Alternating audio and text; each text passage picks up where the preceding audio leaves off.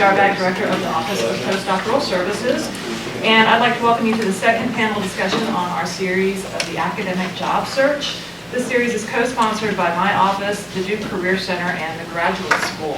Upcoming events in the series include how to construct your CV, your cover letter, your research and teaching statements, negotiating the job offer, and a tech-savvy job search.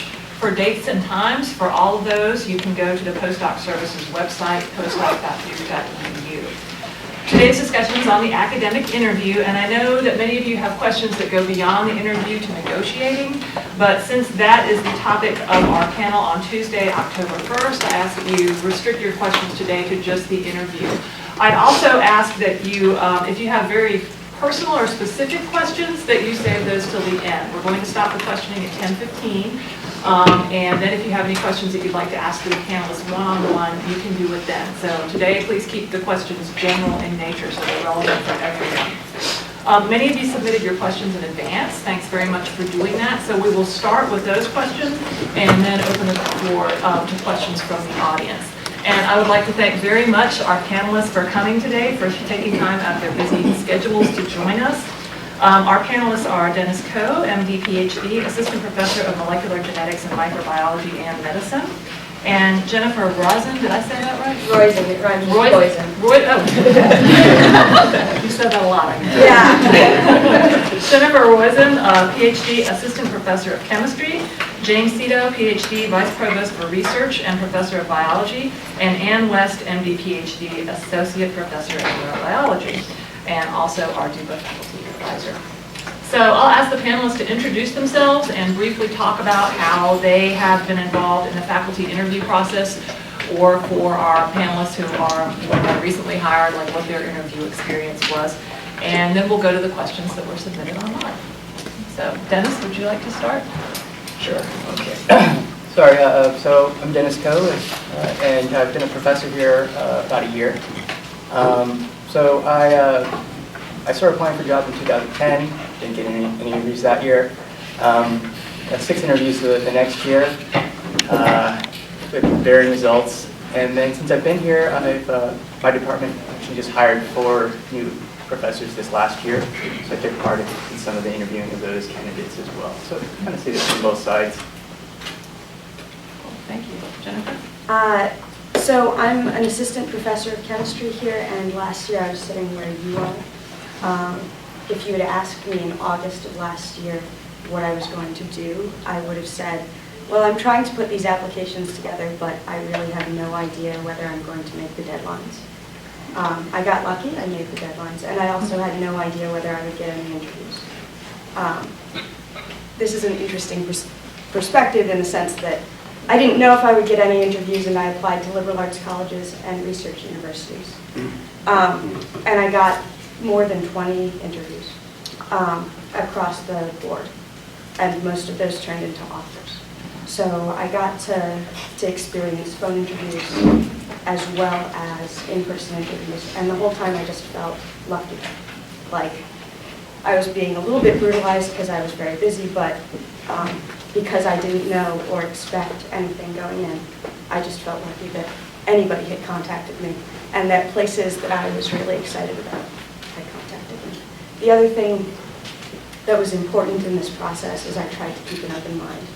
So I got an interview at Northern Kentucky University, which is probably the opposite end from Duke in the spectrum of what you can be looking at. Small local community college. And my mentor told me not to take the interview, and it ended up being one of the places I really enjoyed the most.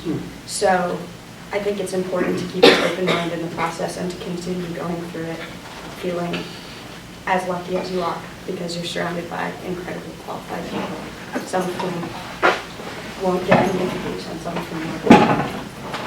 No, that's impressive. I was very lucky. Well, I came here in 1976, and I think we were doing interviews by smoke signals. It's a little bit different, but I have been around for a lot of interviews of faculty members since that time, so I've seen a lot of people come through. I just sort of one short personal again about this whole job process, little job looking process, is when the position announcement came out for the position, which at the time was in the Department of Botany, they wanted a whole plant physiologist, and I was trained as a biochemist, and so I didn't apply. And they went through a round of searches and surprisingly didn't get what they really wanted. And so I got a phone call from the chair of the search, and he wondered why I hadn't applied for the position, and I said, well, you didn't advertise for me. And so he said, well, go ahead and come. And then I subsequently learned that there had been kind of an internal struggle, and the biochemistry people won the war in terms of who they were going to hire, but apparently the plant physiology people won in terms of the advertisement. But I guess my point is simply that you can't always take what's written down totally at face value, and there's all sorts of intrigue and personalities that come into play in these things. So you need to be supple in your ability to sort of go with the flow as needed and figure out what they want and how you relate to that. So I'm Ann West. I'm an associate professor in the Department of Neurobiology. I've been here about 8 years. I was from a big postdoc lab where lots of people were going out and interviewing. So it was sort of a part of our culture that we constantly were seeing people getting ready for their job talks. It was a very strong element of our lab, the placement out of our lab into faculty positions. Pretty much all the postdocs went on to faculty positions and would interview lots, so they would all practice. So you're constantly practicing with people, which was great. My personal story, when I have told this before, but I didn't actually sort of get around to applying. I was going to apply the next year, and I had one of these lucky situations where it just so happened that there had been a search that had been conducted here, and they hadn't found what they were looking for, and then contacted my advisor looking for somebody like me. So I came down, so I only had one shot at the interview. I didn't have practice. So, I did practice in the lab, but sometimes it's nice to go out on sort of test interviews at places that you're not sure you're going to be interested in, see how it goes and practice. So I had one shot, and so I got, but I know how important the interview is. I've seen it from the people I knew who had gone out, and I've seen it on this end. My department's run many searches, how important that presentation is. It was certainly a big part, even though they were looking for somebody who did what I did. It was really important that that interview actually went very well. So anyway, I have a lot of thoughts about how you prepare for interviews and what kinds of things can go right and can go wrong. I've heard all of both directions. So. Thanks very much. So how is the interview process structured? Do you start with a screening interview by phone and then bring candidates to campus, or? Did you see any of that? Yeah, so it depends on the field and the institution, right? So every liberal arts college that I looked at, so all of these institutions that I looked at had research, including that community college, but every liberal arts college that I looked at had a phone interview first. And the format of that phone interview varied by institution. So I could be talking to one person, or I could be talking to 15, and it could be actually on the phone or by Skype. Skype is better because you can see the faces of people as you're responding to questions. And then in terms of research universities, I think 3 out of 18, so about 15% of them also did phone interviews. And it was pretty clear from the phone interviews that liberal arts colleges wanted something completely different in their interview than research institutions. Very interesting. Here in all the searches I've been involved in, it's always been the screen is just on paper first, through the letters. There is this other screening level, which I think I told a little bit about before, but where we were sent out, for instance, to a national meeting to go to posters and presentations of people that had applied to check them out in advance of inviting them for interviews. So those kind of screenings may be going on kind of behind the scenes. But in our department, all the screenings, all the interviews have been person to person. So inviting something in the order of 7 people for a position. Yeah, I think that's generally true. It also, my observation is that even within Duke, it varies somewhat as to how the screen works, and that most departments will have a search committee. And in some departments, that search committee simply is a screen that then brings a short list, a shorter list, to the whole faculty who takes and finds a short list of who's going to be interviewed. In some departments, the search committee actually is the authority on that. And so they screen down to the 3 or 4 or 5 or however many you're going to interview. And Jennifer, do you have any thoughts on how specifically candidates can differentiate themselves during old-fashioned telephone? So I don't know what worked, but I know that because most of the phone interviews are at liberal arts colleges, a lot of those institutions are not certain that you know who they are. And so actually demonstrating that you know who they are and there's a reason you applied there is important. I would say that's less important at research universities. So for research universities, they wanted to know, as far as I can tell, that effectively I would answer questions in a standard way, saying, your institution is wonderful in this way, and I'm the best person in the world. Which is not really my style. But the liberal arts colleges wanted to know that you cared about them, had investigated them, and were curious about their philosophical approaches to education. And then beyond that, they also wanted to know that you recognized that they were the authority. You weren't the authority on them, so you cared enough to investigate, but you really knew nothing. And that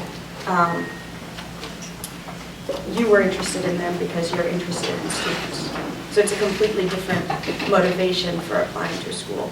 I happen to be extremely interested in students. I am also extremely interested in research, and so it was a tricky line to walk.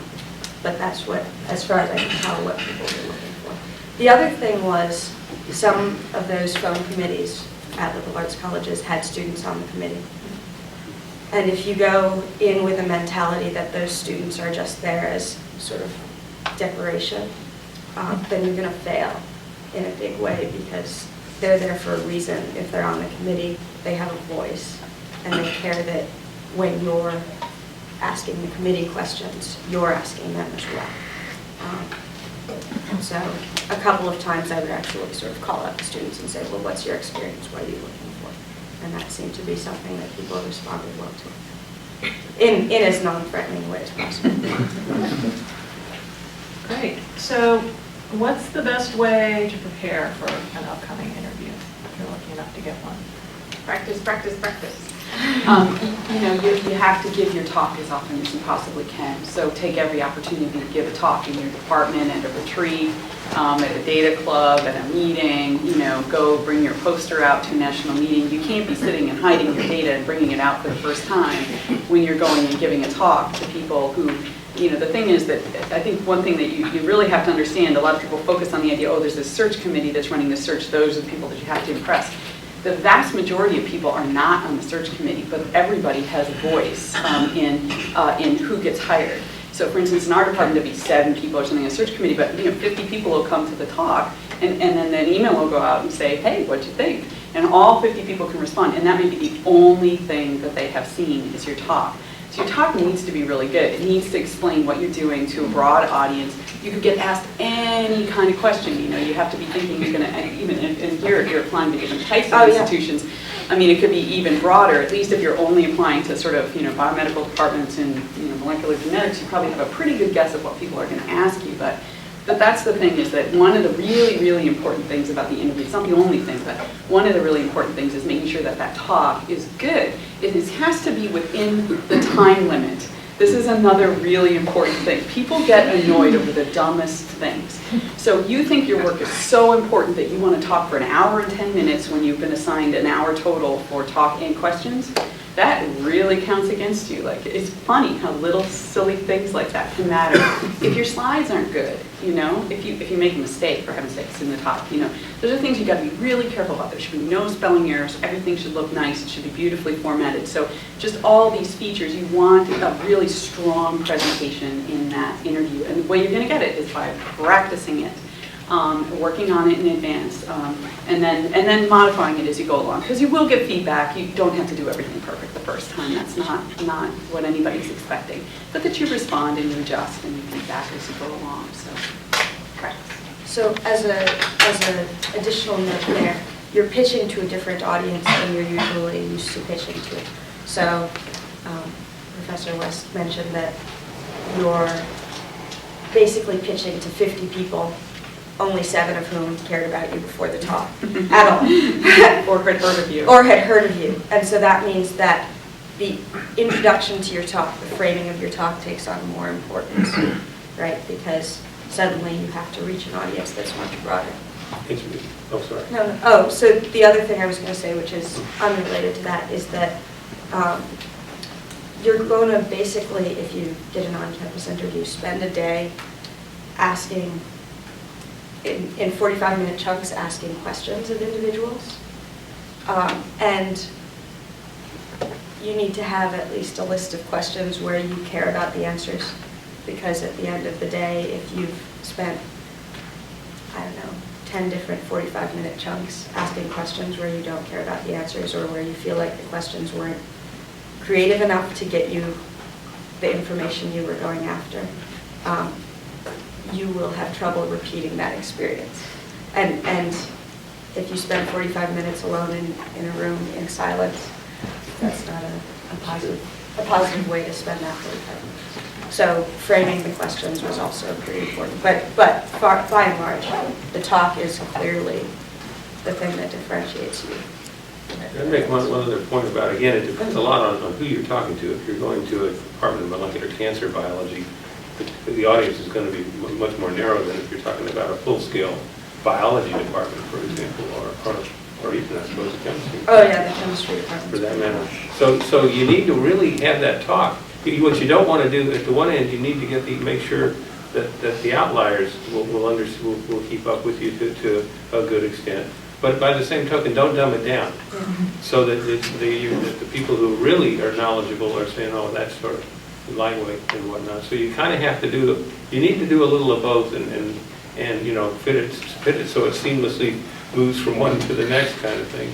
And again, the way you can help yourself in doing that is giving the talk as many times as you can, but not just to a restricted audience. Try and get as broad an audience. You know, as best you can replicate the kind of people that are going to be out there, so that the people who aren't so much heavily into the field might pick up some things, or you know, that you have done that you can do better.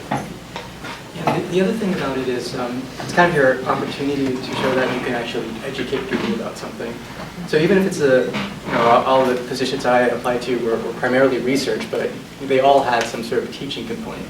So you know, you want to go in there to show them that you can actually teach undergrads about something. Because usually the introduction should be at that level, right? You shouldn't just go up there and start talking about kinase pathways. You know, you want to show that you can actually teach it at a level where anyone with any sort of curiosity can understand it.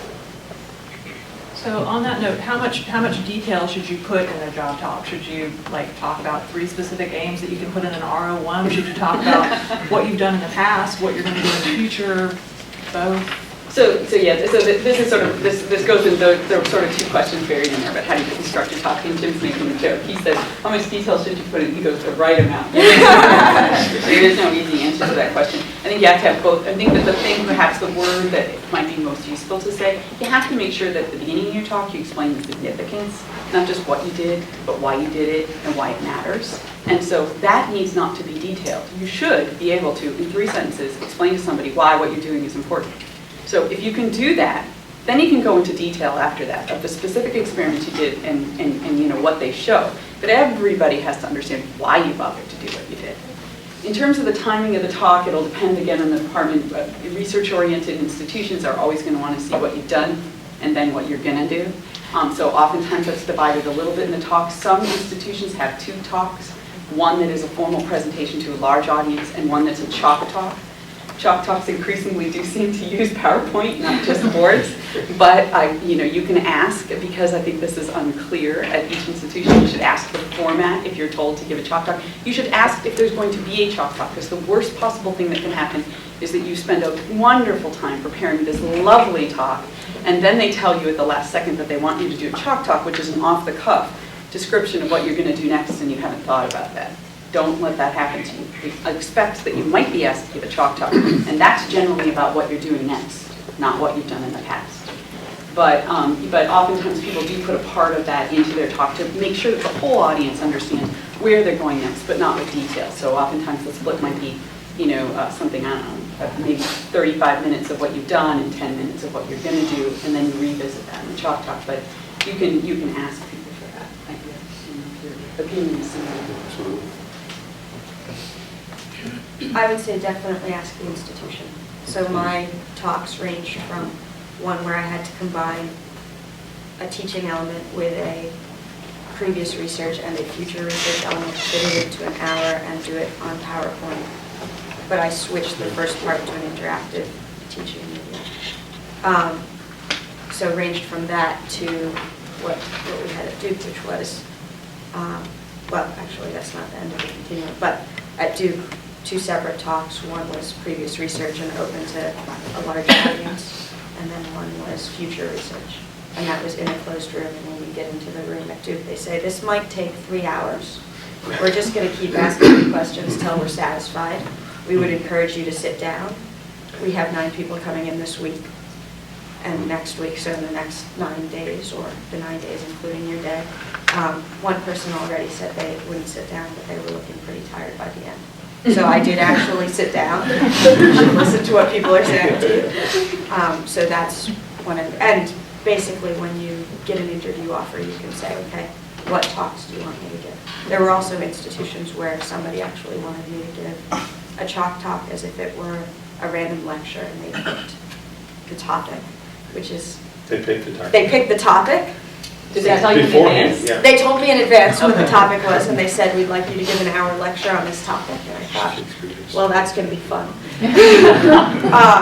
And then they also had an hour lecture that was previous research, but they actually did not want me to talk about my future research. They figured I had it covered or something. So they asked me questions in one-on-ones related to that. I think you're getting the point that different institutions and even different departments within the same institution view search somewhat differently around a similar sort of superstructure, but nevertheless the details can get pretty different. And one thing I reiterate from what was being said here, I agree with it all, but if you've got ever at any point during the course of the process, either before or during the interview, you have questions, don't hesitate to ask. That people are fine with answering questions, but you don't want to get caught by surprise on something just because nobody mentioned it to you. You didn't ask. You didn't ask. So the one other thing I mentioned about your research talk, so mine were all structured exactly like Ann mentioned, where the bulk of the time is my past research, and the last probably about 2 slides was on the future stuff, and then I had a chalk talk afterward. But I was always changing the research talk depending on which job I was interviewing for. So several of the talks I gave were for joint searches where there might be a molecular biology component and a computational biology component, where others were just strict molecular biology. So I put back in those computational components or lessen them. Because you kind of want something for everyone who's involved with research, right? If I just stuck with the main cell biology and stuff, the computational people would, be bored and uninterested in that. So you want to be able to have something in there so that you can connect with everyone who's involved in the search. So during the interview, what's weighted most heavily? Is it the research talk or the job talk or the chalk talk or the one-on-one interviews? Or is it all? Yes. Yes, here you go first. They're all important. Well, it's a little hard to know. I mean, what you're trying to do is sway individuals. And so you don't quite know, the professor who's not in your field at all is probably going to focus more on your personality and how you interact with people, perhaps, than they are your science, and leave that up to the other members of the department who can more, better qualified to sort of deal with that kind of thing. I like Jennifer's notion that you really want to look at your institution and the department within the institution and what it's like and what its strengths and what it does, and sort of try and gear accommodate. So that if they're teaching at a small liberal arts college, teaching is more important than the research, you make darn sure that they come away feeling really good. This would be a good teacher. She's who we need, kind of thing. So yeah, you're selling yourself to a rather broad swath of individuals, and I think different people are going to respond to different things. I think there's a lot of sort of, this element of trust that's involved, in recruiting somebody. You've screened on the basis of what you look like on paper. So they already know, that you've done great work, that people think wonderful things about you, that you're working in a field that everybody thinks is interesting. So, you have, say, 7 people walk in. If you do have a very open search, like we've often had, you're just looking for the best person. Well, what's best? It's really hard to say. So, it could be any element of you that could really shine. You want to make sure that you're as strong as possible in all of your parts. And different people are going to respond differently to different aspects of the interview. I just happen to really, really, really love judging people on how they answer questions. So if you get me, you want to, kick butt in your chalk talk, because I'm just like, I want to see that give and take and see people who are really flexible on their feet and responsive, and because I think everything is interesting. I think all research topics are interesting, so I'm very into that. Other people are really focused on, are you doing what I think is the most exciting research topic in the world? And no matter how you behave, they're going to just judge you on the specifics of the science. So you can't know that. You just got to go in and respond. I did have the experience in one-on-one interviews with people of recognizing in the middle of a conversation what kind of person I was talking to, and adjusting how I was speaking to that person based on what they were saying. So, do listen to the kinds of questions they're asking. Again, this is something that, because I've had the experience of having lots of friends who've gone out and interviewed for jobs, I knew that there were certain red flags that could pop up. So one of the red flags is, that you're doing too much, that you're suggesting you're going to do too many things in the future, that you're not focused enough. You can hear those red flags when they start getting asked of you. So you planning to do all those things, and you can immediately respond, and you can have a response to that kind of question. So hearing what those red flags might be, definitely overambition is one of them. Maybe not fitting the mission of the institution is another. Wouldn't think of maybe anything more. I think it's all important, but I think the one-on-one is where you can really kind of sway votes in your favor, or you can totally destroy your chances, which actually happened to me at UC Berkeley. But that's really the place where they're going to ask you, a little bit of sometimes tougher questions, and it's also the place where you can say, oh, I see you're working on this, and I'm sure we could collaborate on this aspect. So depending on your research program, you might have stuff that's really applicable to a lot of different people. And some people, in terms of judging who they want in their department, they want the people who are going to help their own research program. So I think that's the time where you can really point that out, but it's also the time where you can show that you're not a good fit for this department. So it kind of goes both ways. This raises another point that I feel very strongly about, and that is, if you go with any department you go to interview in, do your research, do your homework, and find out who's in that department and what they're doing. I mean, it's not likely that you're going to be able to collaborate with every member of the department, but even on those one-on-one conversations, if you have some knowledge about what they're doing and show some interest in that always comes across really well in the interview. So let me add something to that, which is there may be a point when prioritization doesn't allow you to go through the list and have an excellent talk and know everything about everybody and have a list of questions and etc. In my experience, it does depend on the individuals, and you want to have enough knowledge to at least know what field somebody's in, and have one question, even if it's naive, about that area and how it connects to you. But for example, I interviewed at Texas A&M, which has a department of 54 chemists and doesn't give the list of who you're meeting with too far in advance. And so at Texas A&M, there was no way I was going to go through 54 chemists in the 12 hours or the 3 hours, because I was on a plane for most of the time and didn't get the list until after landing. In the 3 hours before I was actually meeting everybody except the people I met for dinner. Or staying up all night and figuring out what the other people did. So in that case, I screened the department and I said, okay, these are the organic chemists. Yes, I know what they do, and I have questions for them. I'm an organic chemist. And these people fit into this box. Let me focus on the things that interest me about this percentage of the department and at least know who's in which box. so that I'm adapting my questions for the types of information they could give me. So if there's a physical chemist I'm not going to connect with on research and I'm not going to read the papers of, at least I can say, oh, so you were at X institution before. Tell me about how X institution compares to this one and why you thought this was a good move. Are there any surprises you got when you came here? And that gives you two sets of information, and then you compare them at the back. So any questions from the audience at this point?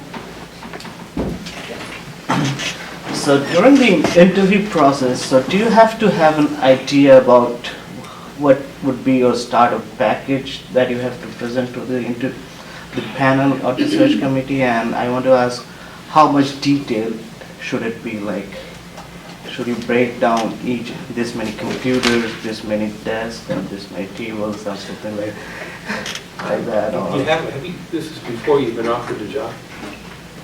First interview? yeah. I wouldn't worry about it at all at that point. So that's totally correct for an institution like Duke. If you're looking at a place, so the University of Rhode Island, with their application package, required a detailed inventory of what you would want for your startup. So even before applying, I knew what my startup there would look like.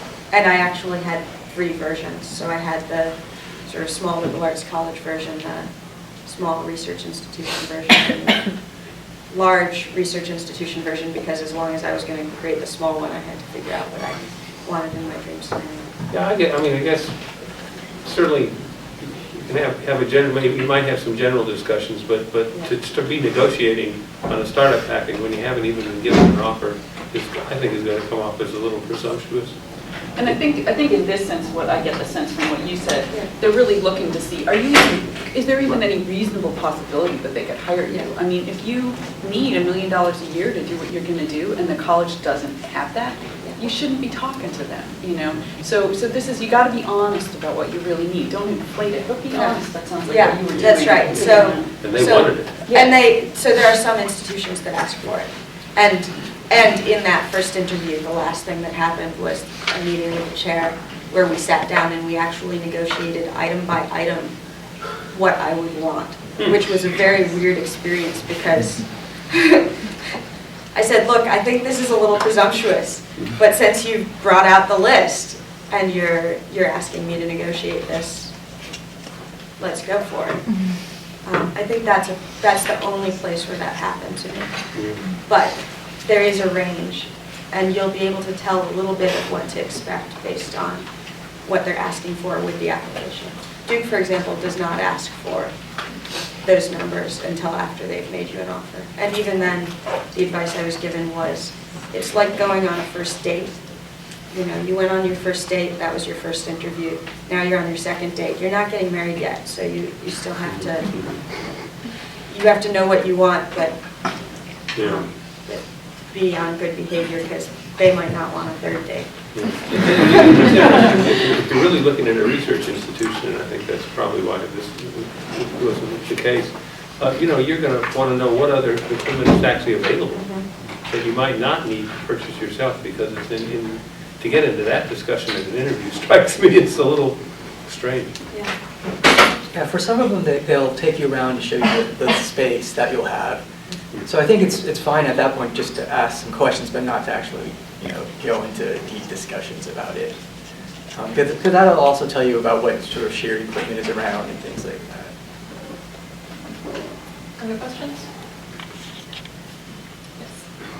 How important, during the interview process, is it to kind of really heavily convey the idea that if, say, you were given the offer, that this is a school that you would really be interested in going to, versus, are they just going to sit there and go, hey, I think this is the best scientist per se, we want to give our offer to this person, or is there part of the discussion where they're sitting there going, well, this person definitely seemed interested in being here. They weren't necessarily number one in terms of the research talk, but does that go into play, or is there any potentially just trying to weed out people who you're like, I don't think this person has any interest in being here, that kind of? Let's just be honest. we're all very egotistical. We all think that we're awesome, that we're the best, and we only are going to hire the best people. I mean, I would like to say that it's not like that, but every room I've ever been in has been like that. Okay, so if you are too willing to come here, you know what I mean? Like, so you just got to be like, I am the best. You said it. You said, I'm the best. I'm the best. I'm the best, and you want me. Now, it's perfectly fine to say, and I'd really like to come, I love this institution, I feel like I fit really well, especially if you really do want to go there, you should totally say these things. But I don't think that you're going to pick somebody who wasn't at the top of your list just because they want to come. You might, it depends on the institution whether they can make more than one offer, whether if somebody looks like they're going to choose another job, are you going to, bother making the offer to them and waiting for them? That's a little bit of a dance that gets in later. But that's usually, there's a second interview where you often get talking about that. If you like it, definitely say it, but it's not going to make up for you being the best. And also, again, I think you alluded to it earlier, if you get 20 scientists in a room and you have 10 people and say which one's the best, you're going to get at least 8 answers.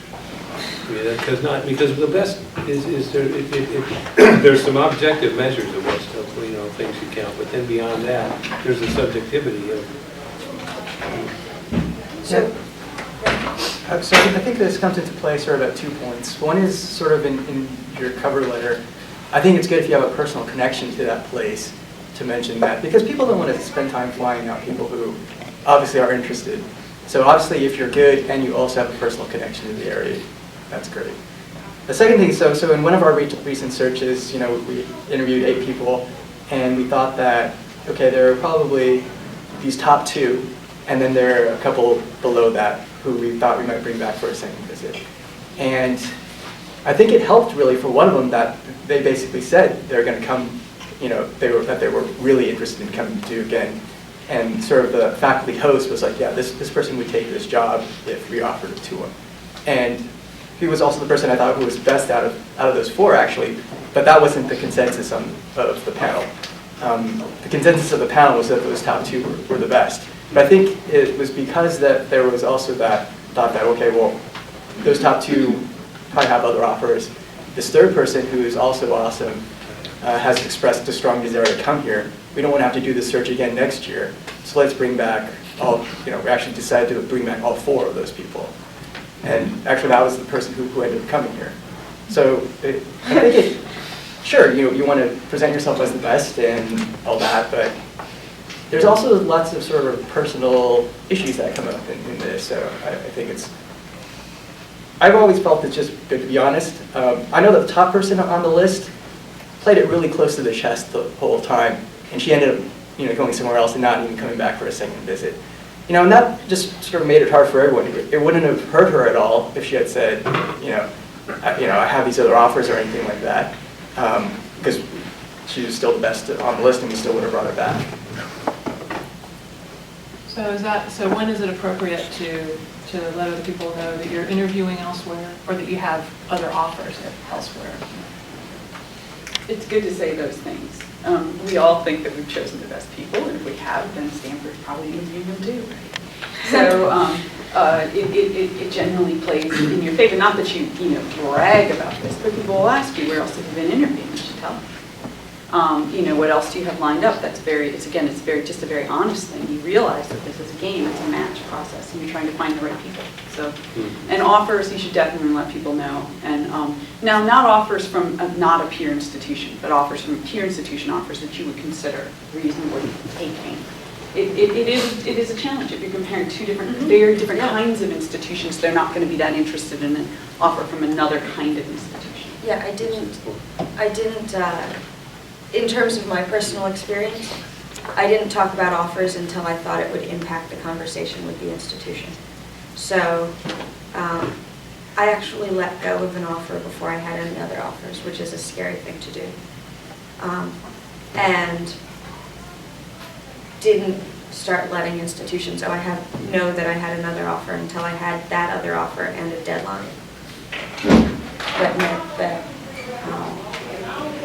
it was only fair to the institutions that I was either interviewing at in the future or I had already interviewed at, that I would consider comparing that they know this is my deadline and I'm really sorry I can try to extend it. And so actually that deadline was due, and there were a couple that I let pass before that. And before then I was just honest with people, so some institutions will have very short windows. They'll give you an offer and then you have a week to decide. And you can try to negotiate that, but in my experience it's not very negotiable because they're concerned more about getting someone than about getting the best person if it's a one-week window. And so my approach there was to say, look, I like the following things about you, and be honest about whether I'm considering you or not, and whether if they go and ask somebody else and eventually they're at the end of the list, they should come back to me, right? Because it was a deadline thing rather than a I would never go here. A question of whether I might go there if the deadline were later. And there I still didn't tell peer institutions because it wasn't going to impact my decision with the peer institutions. And in one of our searches, we had someone during their first visit, they were meeting with the chair of the department, and they're like, yes, and I have an offer from Penn, so what are you guys going to do about that? And so that was not the way to do it. So, I mean, basically, he was put out of the running just by that one question, essentially. So it's definitely better if it's something, if you're asked, just tell them what you're thinking.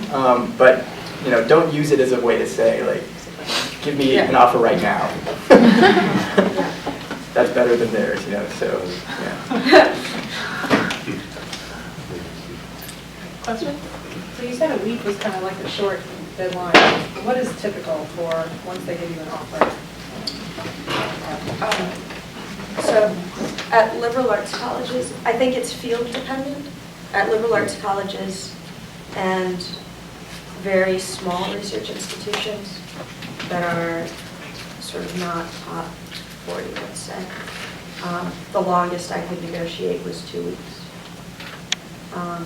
In the top 40 schools, I would say there was one institution that basically would have given me an indefinite period of time, and then others that said you have a month, which I could negotiate to 2 months, but probably couldn't have negotiated too far beyond that.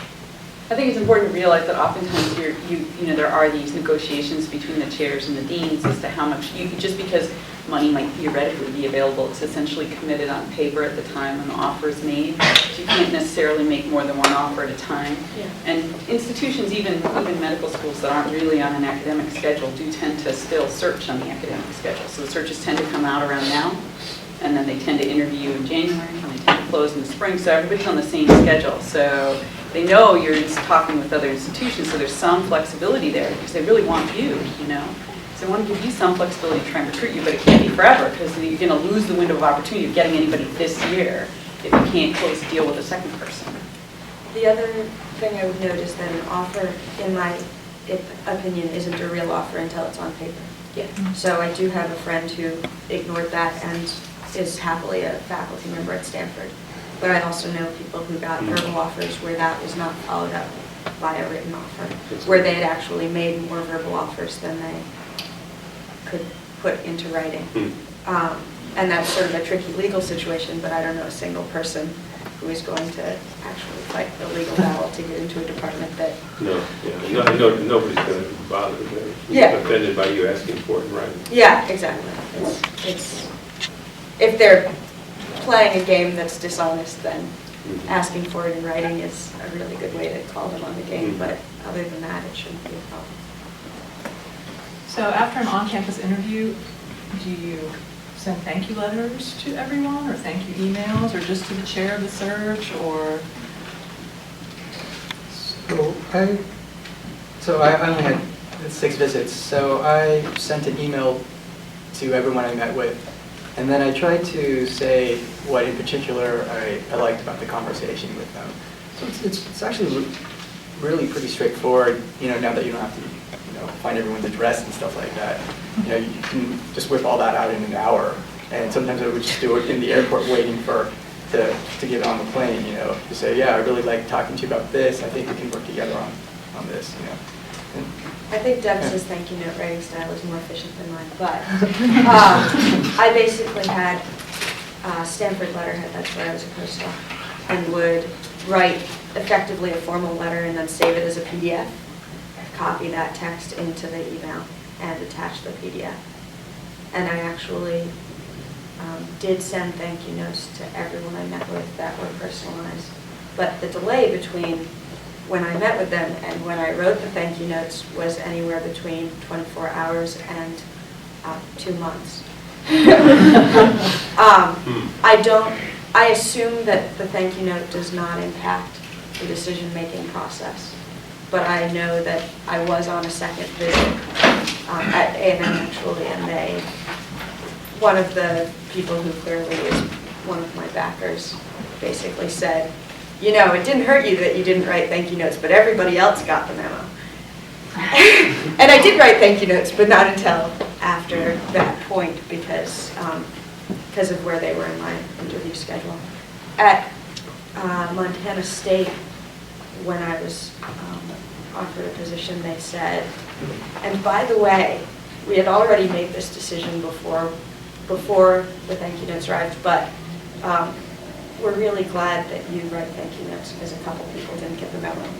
So depending on institution and institutional ego, it may actually come into play. And this is a pretty long-term game, right? These are your peers for potentially the rest of your life. So they put a lot of effort into your visit. Even just the selection process, they may have to wade through hundreds of applications in order to whittle it down. And so that means if you arrive on campus somewhere, there was someone who was fighting for you. And if you don't thank that person, and you don't necessarily know who that person is, then that's a problem. And it may be that there were multiple people fighting on your behalf because everybody has an opinion as to who they want to come in. And it's not always going to be obvious who that second person was, so you should thank everybody. I also sent a thank you note to that person who scheduled me and who enabled me to be reimbursed because they're probably putting almost as much effort into it as everybody else. Yeah, I think it's a good idea. You certainly can't have heard it all, and then you probably only help. That's good. Just remember with associative learning, the timing of the reward with respect Yeah. to the student is very good. So I like I would recommend the 24 hours, yeah. Yeah, the formality I think isn't nearly as important as saying something. Yeah. Yeah. I get emails. I don't remember that I sent them, so I probably didn't get the memo either. But I think that just that conversational tone is very nice. And should you expect a reply? No. No. some of them did, just because, it's kind of specific to, like this, and some of them would write back and say, yeah, that's super great, I really hope we can work on that and get here and stuff like that. I mean, these are going to be your colleagues, so Yeah. certainly feel going forward. So if you don't get a reply, don't Don't read Yeah. everything into it. Other questions? They're busy too. Yeah. Fashion question. What should you wear on the interview? What you would wear every day? Because It's way easier for men. I don't Yeah. So I am traditionally, I wore a gray hoodie for much of my life before this point. Don't do that. So I had to be told to go get a black suit from Banana Republic and shirts with shoulders from The Limited. So if you're a female, don't wear a tank top. It will actually be discussed by the department. It will. And a black suit is a safe bet. Banana Republic is a place that's reasonably priced. Find somebody who can go with you. And The Limited actually has shirts with shoulders that look nice with suits, although a collared shirt is also good if you can pull it off. I personally cannot. Yeah, I mean, I think you have to dress nicer than you would when you're working in the laboratory. It's looking formal, I think, is a positive thing. If you have a personal style and you want to express it, you shouldn't feel bad about that, but it's going to be noticed. I mean, we're not style freaks here. Look at us. Right? So if you are looking stylish, it's going to be different from everybody else. But you want to be different, but not that much different, just because you want it to be about your science, not about what you're wearing. And people do focus on what you wear. I don't know why. You got to be honest. I think if you're a guy, I think a sports jacket is probably okay. tie, it depends how comfortable you feel with ties. If you don't feel comfortable in a tie, don't wear it because you'll look a little uncomfortable. No, it's true. So, Yeah, I wore a suit for most of mine. Definitely for medical departments, you want to wear the suit. For more other things that might be necessary. And actually, for the second day, sometimes I would just wear the slacks and the button-up shirt with no tie. Especially at Berkeley, when I figured I knew I wasn't going to get the job. cargo pants. I didn't go that far. That might have been good. You might have gotten the job. Berkeley, yeah, that might have been good. So Dennis, you want to tell us a little bit more about Berkeley? So this was a joint search between cell and molecular biology and computational biology. So it was a 2-day process. I was meeting with people from both departments, and I knew that they had done this search the year before, and they couldn't find anyone for it. And actually, before I went out there, the chair of the search said, yeah, we tried this search last year. Everyone was too computational. So we kind of like your stuff because it's more biology, so make sure you stress that, but also have some stuff for the computational people. And it was one of those things where I connected really well to the cell biology people, had great conversations with them, and I had really uncomfortable ones with the computational biologists. Everyone thought the talk was great, but they're evaluating you as one of their future colleagues, right? So if they don't see you as like hardcore computational biologist in this story, then it is hard to try to fake that. And so I got some question like, okay, so you use this Bayesian thing in figure 8 of your paper. Could you tell me a little bit more about that algorithm and stuff? It was like figure 8. I just like took someone else's technique and did it. I didn't really know all that much about it, but so after that, it was clear that I did not fit in with this crowd, and I think I know they felt the same way about me. So like, okay, I got to come back here tomorrow and do all this, and it was rough because some of them were really kind of almost attacking in terms of why are you using this approach, and my response is, okay, this is empirical. We're testing these things, and they wanted to know why does it work computationally. I don't know, it just works. We have the biology to show that it works. I didn't say that, but it was. But I remember, like, after that day, I was like, what am I doing? I'm going to quit science. This sucks. But you don't want to burn bridges, right? So, I went the next day, gave my chalk talk. And actually, some people in the department I did get on with, sort of more the biologically slanted ones of them. And I felt like I did not burn bridges or anything the second day. Still showed that I was excited and interested in what everyone was doing, but it was just a, exercise in futility at that point. But it sounds like you learned a lot from I the did. experience. I mean, Actually, you used it in a way. Yeah, so that's a good point. So Duke was doing a similar sort of joint search. And then because of that, it's like, okay, these computational biologists are not going to get on board unless I can give them something. So because of that, I was like, okay, well, what kind of technique can I use to show this? I found some stuff. And I got when I came here for my second visit, David Goldstein, who was one of the chairs of the search, was like, okay, so, can you show statistically why this works? Obviously, if it's exploratory and you're testing everything, that's fine too. But it's like, no, actually, if you do this kind of QQ plot, I won't go into all the details of it, you can see this. And then he was really impressed by that, I think. So it was one of those things where, sure, yeah, I kind of destroyed my chance there, but because of that, I was like, okay, this whole segment of scientific research doesn't get what I do, so I got to get them on board. So. Did Berkeley ever get anybody? No. No, I think you're doing research again. Yeah. Yes. Is there always multiple rounds of interviews, or is there only a second interview when you guys can't decide on somebody? That depends. So, and that's one of those questions that you get to ask. I know I came for a first interview and then they invited me right back and I'm like, so what do you need to see in the second interview? They're like, no, we just, want to recruit you. And I'm like, really? Like this is just to get me to come here, not for you to decide if you want to hire me? Because I mean, so sometimes like it depends. It's reasonable if you get invited back for a second interview to ask, what kind of interview is this?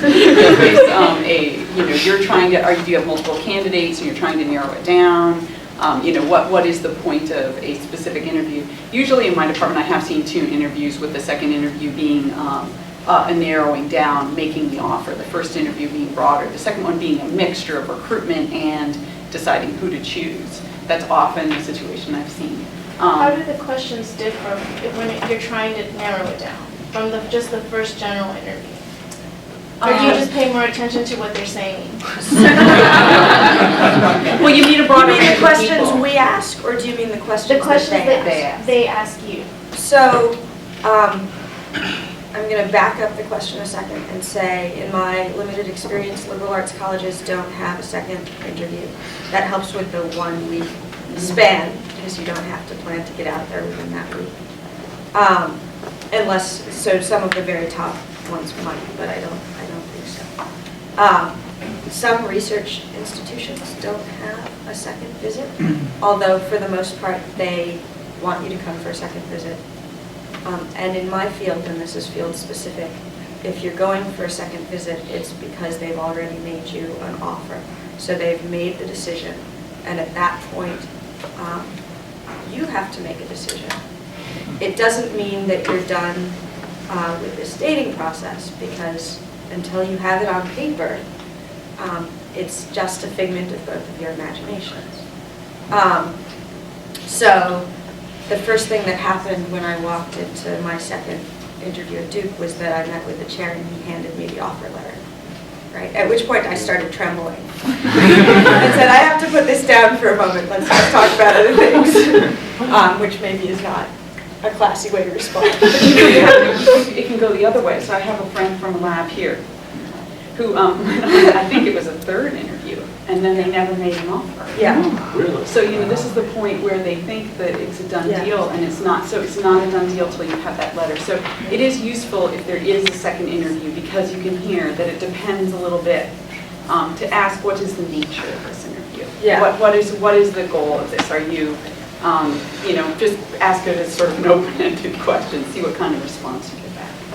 I can only think of, it's interesting, in the biology department, I can only think of one time that we brought somebody back for an interview where we were actually still trying to suss them out and not had decided on them.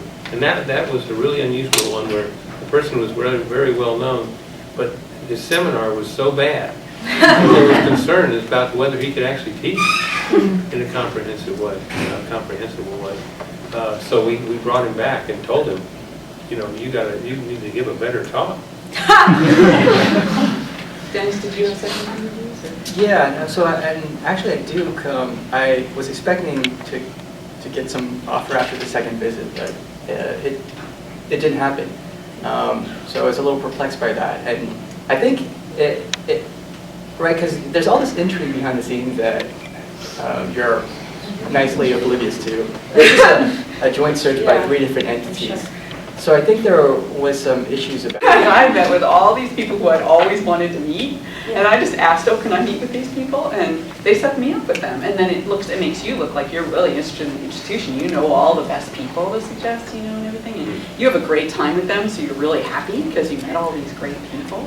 And so it can be a real positive, enthusiasm building experience. And take advantage of that. And so to back up just a little bit more to the mechanics. So the first interview is day long. You get there at 8 a.m. You talk all day, and then you go to dinner. And how important is the dinner? And then the second interview, same setup, shorter, longer? It's institution dependent. So Duke was the only research institution I went to where the first interview was only a day. And that was because they had scheduled 9 of us, one day after the next, for with weekends off, I guess, for 2 weeks. And so you knew when you got in the night before, because your flight arrives the night before in general, that someone else was probably staying in the hotel, maybe in the next room. And by the time you left, somebody else had arrived. And by the way, they weren't going to actually, so at Duke, in order to make it just a day, they cut out seeing space or meeting with students, which were actually things that allowed me to discriminate between institutions. So it's a weird setup if it's only a day. Even the liberal arts colleges that I went to, in general, would have you arrive the night before. And then someone will pick you up at the airport. This is potentially a problem because you have to be wearing a suit when you're picked up. And if you go to a small enough airport, there's no bathroom on that side of security, and so you have to figure out how to take care of that. So you meet someone and immediately you're having a conversation, and then probably you go immediately to dinner, although you want to get to check in first. And occasionally people will say, do you want to go out for drinks after this? So you have to assume that the block of time from when you arrive to when you go to sleep may be occupied by things that are quasi-social. And the people you'll be meeting with for dinner will vary depending on the institution as well. The next day is basically a full day of 45-minute meetings at most places, sometimes interrupted by meals where you are just eating and socializing, and other times by meals where you're eating and giving your talk simultaneously, which is a challenge. And then there's another dinner, and often you'll go into the next day and have another lunch. Sometimes if you have 2 talks, they'll be scheduled on the middle day, and other times they'll be your final morning and your afternoon. So the first day is highly variable based on institution, and in order to just schedule your plane tickets, you need to know, so you have to ask what the schedule is. It means basically you can fit 2 into a week, and if you try to fit 3 into a week, it can be problematic. The dinner does matter, and it might be something you're not so comfortable with. Practicing in advance, if you're not a very social person, just getting some practice on how do you make small talk, because you might not, the person might, if it's before your talk, they might not be able to talk about the science because they don't know what you do. You want to be able to make small talk. You want them to do the majority of the talking. So it's all about how to cue them, to keep them talking. That's always a good thing. Red flags, don't drink too much. You know. That's one of the things that can go. Never gossip. Never gossip. People will try to drag you into it. They will know people from your lab. They'll try to gossip with you. You know, just dodge and parry as much as possible. Oh, that's really interesting. But be careful because that can bite you. So don't gossip. Don't drink too much. Another one, just thinking of, I have a friend who had a very bad experience at a dinner one time, and it's because she was sitting with the chair of the search committee who recently published a very high-profile paper in her field, and she didn't know about it. Bad thing, you know, you're probably going to wind up at dinner with somebody who's probably pretty high-profile. You can't search everybody, but the really famous people better know if they just published a paper in your field in science, you know. Then you can ask them, oh, you know, if they say, didn't you see my paper? You can say, oh, is that the one in science? And you don't have to know anything about what it is, it's just if it's there, you get them to talk about it. And then they can talk for the rest of the dinner, and they think you're very interesting because you were curious about their paper. So those kind of things, those kind of small talk matter a lot. You know, if your first dinner goes bad, it's going to be hard. So you gotta engage with people. You can't just sit there and stare off the wall and let them talk to each other. You gotta get in that conversation, so you need to find some ways to do that. And I think the other thing about the gossip is you can actually learn if this is a department that you don't want to be a part of, depending on the tone of that dinner. So there's this one place where I got along well with the people who was interacting with my host and all that, but then the dinner had additional people in it, and then you can really tell that there are just this antagonism rampant in the department, right? I don't know why they were talking about all this in front of me, but it really was a turn off. Yes. The other comment is keep it positive. So Yeah. you almost invariably will be asked about your mentor and your relationship with them. And in case you don't know, you love your advisor and you love them for the following reasons.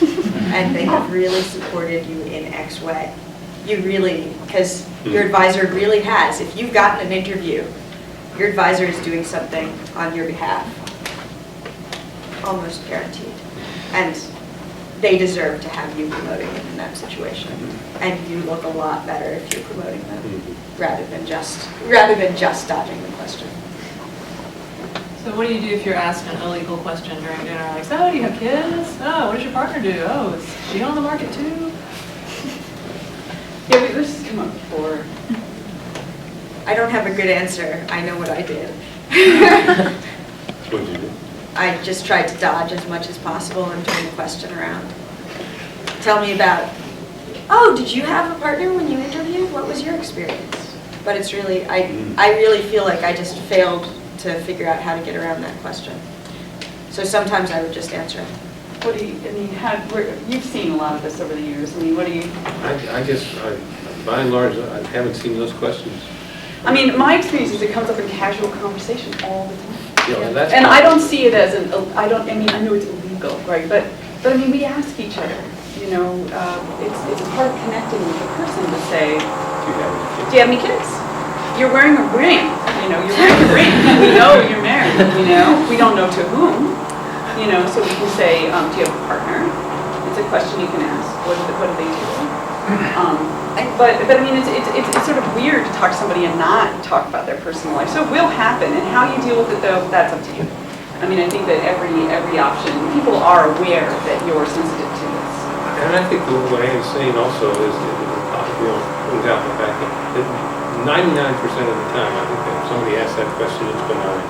Yeah. They're not trying to catch you up on do you have a spouse that needs a job, you know, kind of thing. They're just curious. Yeah, so I just didn't, in general, I wanted to avoid responding to that question on principle. I felt like there could be someone, and in fact, I know someone who is a single mom, right? And she doesn't want that to come up in conversation until after she has a job because she doesn't know what somebody's impression will be, and frankly, it shouldn't impact the job. And so, sort of on behalf of her, I don't want to answer either. And I'm single and I have no partner that I'm carrying with me, although at the time I was thinking about two body issues in a serious way. So I didn't want to answer the question because I didn't think it should be asked, even though it is a light conversation type of thing. And I never found a good way to effectively dodge. Did you get it very often? I got it at about half of the interviews. Only in one-on-one. It never happened at dinner, and it was usually somebody who was worried. They were actually, I think, worried about whether the institution would have to relocate somebody else. But I think in a couple cases it was benign, but because of the context, I think it was something they were genuinely curious about because of two body issues. Did you ever try to respond in Facebookies and say it's complicated? No, which is a way of saying I don't want to talk about it. Yeah, so I never. But it would come off as just a pop culture reference. Yeah, so I think they wouldn't get the pop culture. Yeah.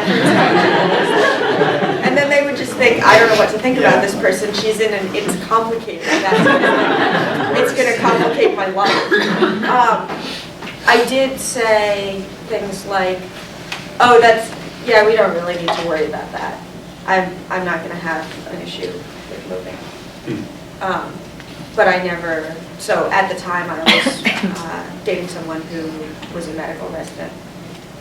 And so we had worked it out so that we had figured out the issues that would be necessary, and I wasn't going to ask until I had a job offer.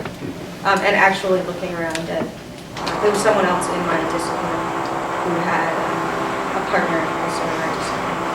And so she did not bring it up until after she had an offer, and that worked perfectly for her. They would then bring him out, even if they hadn't originally, because they wanted her that bad. And so, once you have an offer, I think people have committed enough energy and have really decided on you. But it is up to you when to bring it up. So I also know people who have brought it up at the beginning with some bad results and some good results. The worst case scenario was someone brought it up before an interview, and his partner didn't look as good on paper, and so I guess what happened was an internal email was sent to her by mistake that said, she's not qualified for this, I don't know if we should be interviewing him even. and it was his only interview at the time. Mm. And so then, so based on limited experiences that are really bad, you know, I sort of hesitate to bring it up until you have an offer, because people will fix it at that point. Other questions? All right, if not, with this 10:15, so we'll stop now if you have any individual questions for the panelists. We'll do that, but first let's thank them very much for